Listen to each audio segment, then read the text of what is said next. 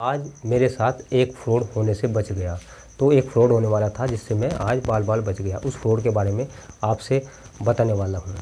तो क्या पता वो फ्रॉड आपके साथ भी हो जाए, तो इसलिए इस वीडियो को पूरी देखना है। तो ऐसा हुआ, दरअसल मैं जैसे मार्केट से आ रहा था अपने गाँव के लिए, तो मेरे पास एक फ़ोन आता है। तो फ़ोन में जो है उन्होंने हेलो किया, मैंने भी हेलो किया। तो उन्होंने पूछा कि ओ लोकेंद्र जी ठीक ठाक हो? मैंने कहा जी ठीक ठाक हूँ। तो उसने कहा कि आपको पहचाना मुझको? मैंने कहा कि जी आपकी आवाज़ थोड़ी क्लियर सी नहीं आ पा रही, क्योंकि अगर वो बंदा मेरा नाम जानता था और मैं बोलता कि नहीं पहचाना तो अच्छा नहीं लगता। तो मैंने कहा आवाज़ क्लियर सी नहीं आ रही है, आप ही बता दीजिए। तो उसने बताया कि मैं गुड्डी का हस्बैंड बोल रहा हूँ। मैंने कहा कि हमारे रिश्तेदारी में गुड्डी कौन है? तो एक ही है, लेकिन उसके हस्बैंड तो गाँव में रहते हैं। और तो फिर उसने कहा जी पूजा का हस्बैंड। मैंने कहा कि अभी तो आपने गुड्डी बोला। नहीं, उसको गुड्डी जो है प्यार से बोलते हैं। फिर मैंने दिमाग जो है दौड़ाया कि पूजा की। हमने कहा वो हो 3-4 रिश्तेदारी है जिनकी शादी हो चुकी है। हमारी रिश्तेदारी में 3-4 पूजा है। तो मैंने पूछा, अभी ज़्यादा नहीं सवाल जवाब किया कि ये वो जो है वो बंदा ये बोलेगा इसको कुछ पता ही नहीं है कौन पूजा है, मैं कौन हस्बैंड है। मैं चलो कोई बात नहीं। मैं कहा हाँ होंगे, मगर ठीक ठाक हो घर परिवार? उसने कहा जी बिल्कुल ठीक ठाक है, आप भी ठीक हो? जी हाँ बिल्कुल ठीक है। तो उसने कहा पूजा ने आपका नंबर दिया था, तो आप एक समस्या थी वो आपको हल करना है, सोल्यूशन करना है उसका। उसकी सारी लैंग्वेज थी। तो मैंने कहा जी हाँ आप बताइए क्या समस्या है आपकी? उसने कहा जी एक समस्या है कि एक बंदे पर मेरे 40,000 रुपये है और उसमें से लगभग 10,000 रुपये आ चुके हैं और 30,000 रुपये बकाया है उसके पास। ठीक है, और वो बंदा बाहर का है, वो अकाउंट में डालना चाहता है आपके पैसे, यानी कि फ़ोन पे पर डालना चाहता है। आप फ़ोन पे यूज करते हैं? मौका जी बिल्कुल। तो इसलिए बोला था पूजा ने कि हाँ आप उनकी समस्या का हल कर दोगे। मैंने कहा जी हाँ। तो मैंने बोल दिया कि मेरा अकाउंट अभी बंद पड़ा है और मैं 2 दिन के बाद, जन्माष्टमी के बाद मैं अकाउंट को सही करा लूँगा, थोड़ी दिक्कत हो रही है फ़ोन पे में। उसने बोला नहीं ऐसी कोई दिक्कत नहीं होती है, टेक्निकल प्रॉब्लम होती है। हालांकि मैंने इसको झूठ बोला था, ऐसी टेक्निकल प्रॉब्लम होती है। मैंने कहा चलो कोई बात नहीं, मैं देख लेता हूँ इसका क्या सोल्यूशन है, घर जाके देखता हूँ मैं। उसने कहा नहीं आप अभी देख सकते हैं, बैलेंस चेक कर सकते हैं, उससे पता चल जाएगा आपका अकाउंट बंद है या चालू है। मैंने कहा अभी तो मैं रास्ते में हूँ और जो है मैं घर जाके बात करता हूँ आपसे। ठीक है, तो जैसे मैं घर आया तो मैंने उस नंबर को जो है जांच पड़ताल की। ये वो नंबर बिल्कुल फेक था, स्कैम था।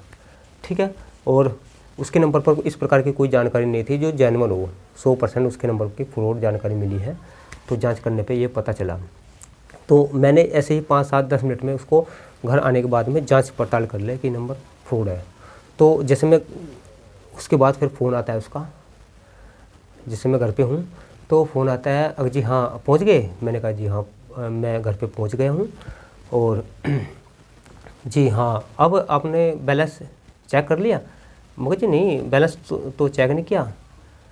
बैलेंस तो चेक कर लो मैं, आप ये पहले बताइए, आप मेरी थोड़ा आप समझ में नहीं आए, आप कौन बोल रहे हैं? क्योंकि हमारी रिश्तेदारी में 3-4 पूजा है, आप कौन बोल रहे हैं, किसके हस्बैंड है? अगर जी आप जानते नहीं? मगर नहीं जानते तो हैं। अच्छा, उसने कहा कि कौन सी पूजा समझ रहे हो आप? मैंने कहा नहीं, मैं कहा कि आप बताइए कौन सी पूजा के आप हस्बैंड हैं? तो ऐसे ही हंसने लगा कि नहीं आप बताइए किस गांव से है, कौन सी पूजा की आप बात कर रहे हैं? तो मैंने कहा नहीं पहले आप बताइए, आप तो हस्बैंड है ना उसके, तो आप बताइए, अब मैं उसका हस्बैंड बोल रहा हूँ, आपका गाँव का नाम क्या है, गाँव बताइए। तो थोड़ा सोचने के बाद बताने लगा कि मैं जो है एटा से बोल रहा हूँ। एटा से? तो मुझे पता था ही कि ये फ्रॉड हो रहा है मेरे साथ, कि चलो एटा से बोल रहे हैं। तो मैंने कहा और आप? मैंने कहा मैं मेरठ से बोल रहा हूँ। तो सोचने लगा मेरठ से? हमने कहा एटा में तो हमारी कोई रिश्तेदारी है ही नहीं और आप एटा से बोले? ये वो कहने लगा नहीं हूँ तो मैं भी मेरठ के ही, लेकिन मैं एटा में काम करता हूँ। तो मैं सारी बातें समझ रहा था क्योंकि इसका नंबर मैंने जांच लिया था पहले ही, फ्रॉड है। तो मैंने कहा जब मेरठ से हो तो आप ये नहीं बता सकते कि आप 3-4 जो पूजा है उनमें से किसके हस्बैंड है, गांव कौन सा है आपका? आप गांव नहीं बता पा रहे हो तो क्या मामला है, ये क्या चक्कर है। तो मैं थोड़ा गुस्सा होकर उसको बोला, तो वो थोड़ा डरने लगा। हाँ, इसने जांच पड़ताल पूरी कर ली है, वो सोचने लगा बातों बातों में ही। तो मैंने कहा क्या क्या मामला है ये, आप बताइए। जब आप गाँव नहीं जानते, आपका नाम नहीं पता, किसके हस्बैंड है, तो फ़ोन क्यों कर रहे हो। तो उसने सोचा कि ये तो जो है सच्ची जान गए है, तो तुरंत ही अपना फ़ोन काट के यहाँ से निकल लिया, ऑफलाइन हो गया। ठीक है, तो इस वजह से जो है उसका फ़ोन कट गया, उसने अपना काट कर चल दिया, उसका फिर दोबारा कोई फ़ोन कॉल नहीं आया। तो ऐसे फ्रॉड से मैं बच गया, क्योंकि वो क्या करता, जैसे मैं अपना फ़ोन पे बैलेंस चेक करता वो मेरा नंबर हैक कर लेता और फिर मेरे से जो है OTP मांगता। सीधी सी बात है, मैं OTP दे देता, जान पहचान वाला था, इस प्रकार लेने की कोशिश करता हूँ, OTP लेता तो मेरा बैंक बैलेंस यानी कि मेरा अकाउंट सारा हैक कर लेता और बैंक बैलेंस यानी कि जो उसमें था वो निकाल लेता।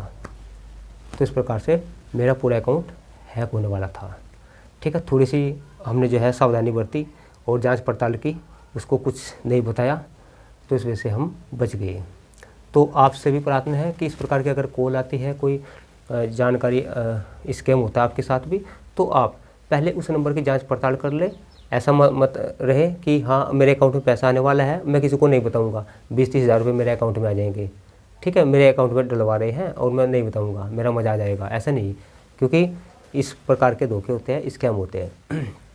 तो किसी के चक्कर में नहीं आना है। इस प्रकार की कोई जानकारी आती है पहले बात कर ले, बात करने में कोई दिक्कत नहीं होती है, और फिर जांच पड़ताल करके ही जो है बात करें। और ऐसे किसी को अपनी जो अकाउंट की जानकारी, फ़ोन पे की या किसी अन्य जानकारी, गोपनीय जानकारी किसी को न बताएं, आपके साथ कुछ भी हो सकता है। ठीक है, तो सावधानी सबसे बड़ी चीज़ होती है। तो ये हमारे साथ ऐसा घोटाला होने वाला था। तो उम्मीद करता हूँ कि इस जानकारी से आप अवेयर हुए होंगे और मैंने जागरूकता लाने का काम किया है। अगर इस प्रकार का आपके साथ फ्रॉड होता है तो आप उससे बच सके, ये इसलिए मैंने जानकारी देने का प्रयास किया है, आप इस प्रकार की जांच में न आए। ये जानकारी अन्य लोगों तक भी पहुंचा दें ताकि उनके पास भी जानकारी पहुंच सके और वे भी इस प्रकार के फ्रॉड से बच सके। बहुत बहुत धन्यवाद।